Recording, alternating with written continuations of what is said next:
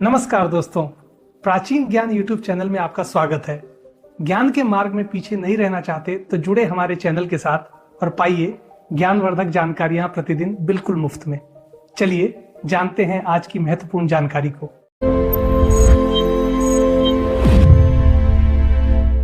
दोस्तों, प्राचीन ज्ञान चैनल में आपका स्वागत है। दोस्तों, भारतीय संस्कृति और आयुर्वेद के इतिहास में यदि किसी एक फल को अमृत के समान माना गया है तो वह आंवला है। इसे केवल एक फल कहना उचित नहीं होगा, अपितु यह प्रकृति द्वारा मानव जाति को दिया गया एक वरदान है। प्राचीन ऋषियों और मुनियों ने हजारों वर्ष पूर्व ही इसके गुणों को पहचान लिया था। चरक संहिता से लेकर सुश्रुत संहिता तक हर प्रमुख ग्रंथ में आंवला का गुणगान किया गया है। इसे वयस्था कहा जाता है, जिसका अर्थ है वह औषधि जो उम्र को थाम ले और बुढ़ापे को दूर रखे। इस वीडियो में हम आंवला के हर पहलू पर प्रकाश डालेंगे। हम इसकी उत्पत्ति की कथाओं से लेकर इसके उन औषधीय गुणों तक की यात्रा करेंगे जिन्होंने आधुनिक चिकित्सा विज्ञान के जानकारों को भी अचंभित कर दिया है। इस वीडियो को 3 भागों में बांटा हूं, वीडियो अंत तक ध्यान लगाकर जरूर देखना। भाग 1, आंवला की उत्पत्ति कथा एवं पौराणिक महत्व। आंवला की उत्पत्ति के विषय में हमारे धर्म ग्रंथों में अनेक रोचक और श्रद्धापूर्ण कथाएं मिलती हैं। ये कथाएं न केवल हमारी आस्था का प्रतीक हैं, अपितु इस वृक्ष की पवित्रता और महत्व को भी दर्शाती हैं। सृष्टि के आरंभ और ब्रह्मा जी के आंसुओं की कथा। पद्म पुराण और स्कंद पुराण के अंतर्गत आंवला की उत्पत्ति की एक अत्यंत पावन कथा वर्णित है। कथा के अनुसार जब संपूर्ण सृष्टि जलमग्न थी और जीवन का कोई अस्तित्व नहीं था, तब परमपिता ब्रह्मा जी परब्रह्म की तपस्या में लीन थे। वे भगवान विष्णु के कमल नाभि से उत्पन्न होकर सृष्टि की रचना के विचार में मग्न थे। तपस्या करते हुए ब्रह्मा जी के मन में भगवान विष्णु के दर्शन की तीव्र उत्कंठा जागी। भक्ति और प्रेम के अतिरेक में उनकी आंखों से प्रेम के अश्रु छलक पड़े। ब्रह्मा जी के ये आंसू जब पृथ्वी पर गिरे तो उनसे ही प्रथम वृक्ष की उत्पत्ति हुई। चूंकि यह वृक्ष ब्रह्मा जी के प्रेम और भक्ति के आंसुओं से उत्पन्न हुआ था, इसलिए इसे आमलकी कहा गया। ऐसा माना जाता है कि पृथ्वी पर उत्पन्न होने वाला यह सबसे पहला पेड़ था, इसलिए इसे आदिरोह के नाम से भी जाना जाता है। जब ब्रह्मा जी ने इस वृक्ष को देखा तो उन्हें अत्यंत आश्चर्य हुआ। तभी वहां आकाशवाणी हुई कि यह वृक्ष साक्षात विष्णु स्वरूप है और इसका स्मरण मात्र गोदान के पुण्य के समान फलदायी होगा। समुद्र मंथन और अमृत की बूंदें। एक अन्य प्रचलित मान्यता का संबंध समुद्र मंथन से है। देवताओं और दानवों के बीच जब समुद्र मंथन हुआ और अंत में भगवान धन्वंतरी अमृत कलश लेकर प्रकट हुए, तो उस अमृत को पाने के लिए देवासुर संग्राम छिड़ गया। इस छीना झपटी में अमृत की कुछ बूंदें पृथ्वी पर गिर गईं। कहा जाता है कि जहां जहां अमृत की बूंदें गिरीं, वहां वहां आंवला के वृक्ष उत्पन्न हुए। यही कारण है कि आंवला में अमृत के समान गुण पाए जाते हैं, जो मृतप्राय कोशिकाओं में भी जान फूंकने की क्षमता रखते हैं। कार्तिक मास और आंवला नवमी। धार्मिक दृष्टि से कार्तिक मास में आंवला का महत्व कई गुना बढ़ जाता है। ऐसी मान्यता है कि कार्तिक मास की नवमी तिथि को, जिसे अक्षय नवमी या आंवला नवमी कहा जाता है, आंवला के वृक्ष में भगवान विष्णु और शिवजी का संयुक्त वास होता है। एक कथा के अनुसार एक बार माता लक्ष्मी पृथ्वी पर भ्रमण करने आईं। उन्हें भगवान विष्णु और भगवान शिव की एक साथ पूजा करने की इच्छा हुई। उन्होंने विचार किया कि ऐसा कौन सा स्वरूप है जिसमें तुलसी और बेल दोनों के गुण हों, क्योंकि तुलसी विष्णु जी को प्रिय है और बेल शिव जी को। तब उन्हें भान हुआ कि आंवला ही एकमात्र ऐसा वृक्ष है जिसमें तुलसी और बेल दोनों के गुण समाहित हैं। माता लक्ष्मी ने आंवला के वृक्ष की पूजा की। उनकी भक्ति से प्रसन्न होकर भगवान विष्णु और शिव वहां प्रकट हुए। तब माता लक्ष्मी ने आंवला के वृक्ष के नीचे ही भोजन बनाकर उन्हें खिलाया। तभी से यह परंपरा बन गई कि जो भी व्यक्ति आंवला नवमी के दिन इस वृक्ष के नीचे भोजन बनाता और ग्रहण करता है, उसके सारे पाप नष्ट हो जाते हैं और उसे अक्षय पुण्य की प्राप्ति होती है। भाग 2। बड़े बड़े चिकित्सक भी हैरान हैं कच्चा आंवला खाने के इन फायदों से। आधुनिक चिकित्सा विज्ञान नित्य नई खोजें करता है, परंतु आंवला के संदर्भ में विज्ञान भी नतमस्तक है। कच्चा आंवला शरीर के लिए एक ऐसी संजीवनी है जिसके निरंतर सेवन से शरीर का कायाकल्प हो सकता है। यह न केवल रोगों को रोकता है, अपितु जड़ से समाप्त करने की शक्ति रखता है। 1. त्रिदोष नाशक शक्ति। आयुर्वेद का आधार त्रिदोष सिद्धांत है। वात, पित्त और कफ। शरीर में जितने भी रोग होते हैं वे इन्हीं तीनों के असंतुलन से होते हैं।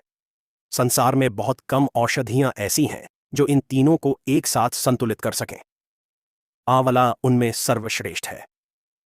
वात के लिए अपनी अम्लता और मधुरता के कारण यह वात को शांत करता है। पित्त के लिए अपनी शीतलता और मधुरता के कारण यह बढ़े हुए पित्त और गर्मी को शांत करता है।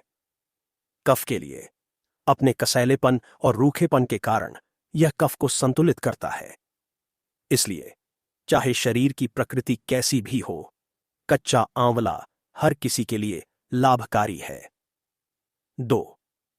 विटामिन सी का महासागर। कच्चा आंवला विटामिन सी का सबसे समृद्ध प्राकृतिक स्रोत है। एक छोटे से आंवले में लगभग 20 संतरों के बराबर विटामिन सी होता है।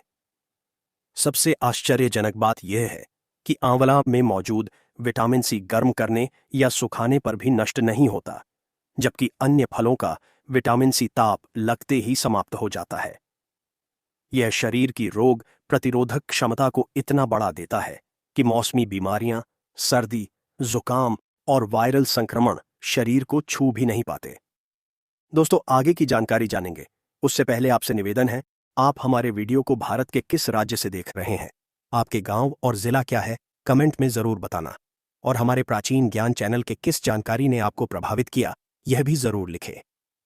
3. हृदय रोग और कोलेस्ट्रॉल पर प्रहार। हृदय रोगियों के लिए कच्चा आंवला एक वरदान है। यह हृदय की मांसपेशियों को मजबूत बनाता है और रक्त संचार को सुचारू करता है।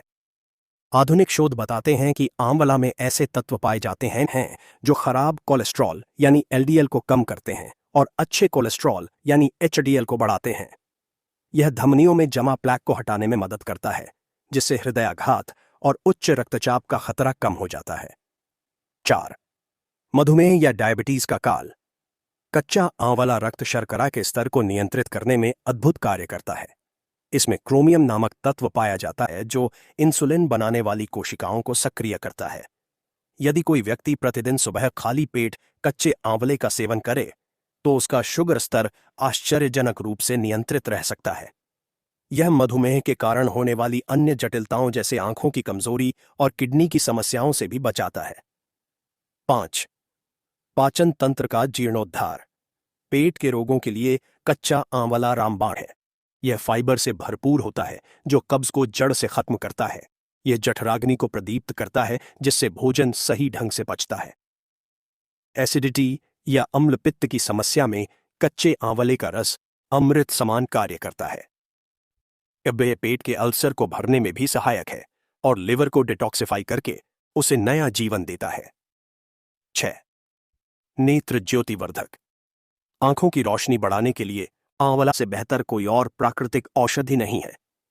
यह आंखों की मांसपेशियों को मजबूत करता है, मोतियाबिंद की समस्या को रोकता है और आंखों में होने वाली जलन और लाली को कम करता है। नियमित रूप से कच्चा आंवला खाने वालों को बुढ़ापे में भी चश्मे की आवश्यकता नहीं पड़ती। 7. केश और त्वचा का सौंदर्य। बालों का झड़ना, असमय सफेद होना और गंजापन, इन सभी समस्याओं का समाधान आंवला में है। यह बालों की जड़ों को पोषण देता है। त्वचा के लिए यह एक प्राकृतिक एंटी एजिंग टॉनिक है। यह रक्त को शुद्ध करता है जिससे कील, मुहांसे और दाग धब्बे दूर होते हैं और चेहरे पर प्राकृतिक चमक आती है।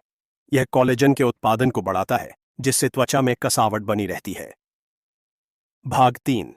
आंवला के प्रयोग विधि, सेवन की मात्रा और सावधानियां।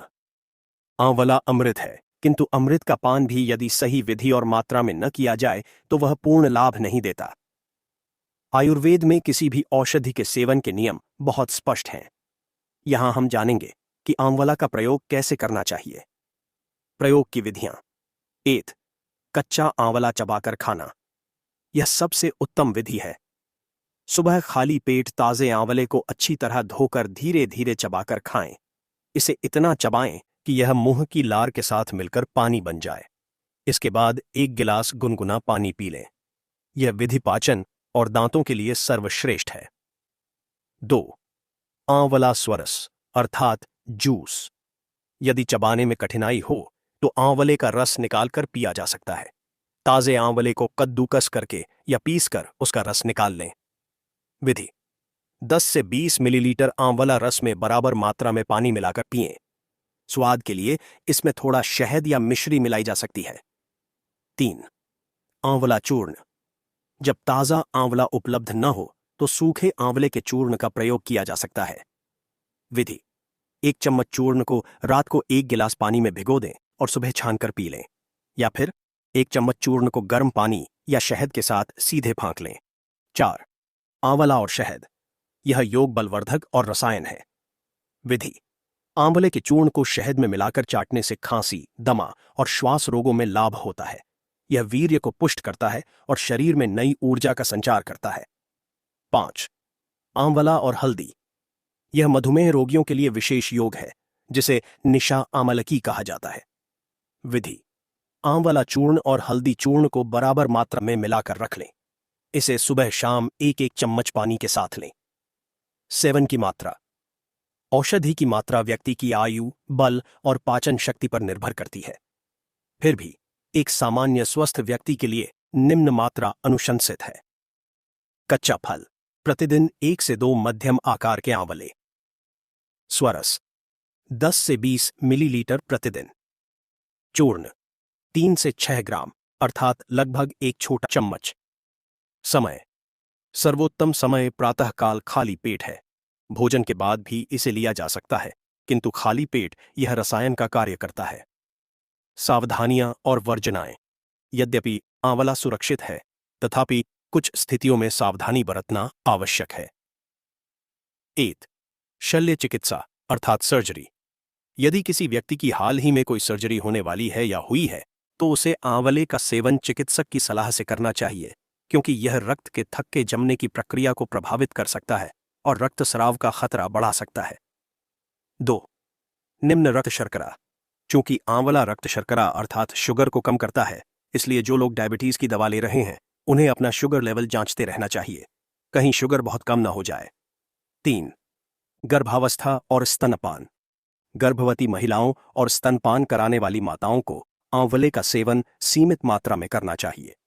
यद्यपि यह सुरक्षित माना जाता है, फिर भी वात की अधिकता से बचने के लिए चिकित्सक का परामर्श उचित है। 4. अम्लता की अधिकता। जिन लोगों को बहुत अधिक एसिडिटी की समस्या हो, उन्हें खाली पेट कच्चा आंवला खाने से कभी कभी जलन हो सकती है। ऐसे लोगों को आंवले के साथ मिश्री या घी का प्रयोग करना चाहिए, या इसे भोजन के बाद लेना चाहिए। 5. रात्रि सेवन। रात के समय कच्चा आंवला या खट्टा आंवला खाने से बचना चाहिए, क्योंकि इससे दांतों को नुकसान पहुंच सकता है और गले में खराश हो सकती है। रात को आंवला चूर्ण या त्रिफला के रूप में लेना अधिक श्रेयस्कर है। 6. दूध के साथ विरोध। आंवला एक खट्टा फल है, इसलिए इसे दूध के साथ सीधे नहीं लेना चाहिए। हालांकि कुछ आयुर्वेदिक योगों में इसका अपवाद है, परंतु सामान्य नियम यही है कि खट्टे फलों और दूध के सेवन में कम से कम 1 घंटे का अंतर होना चाहिए। दोस्तों, इस जानकारी को आप अपने दोस्तों या रिश्तेदारों के साथ जरूर साझा करें, क्योंकि आंवला अमृत है, लोगों के जीवन को बर्बाद होने से बचा सकता है। आपके एक शेयर किसी के लिए अमृत तुल्य है। आगे आपकी मर्जी। धन्यवाद।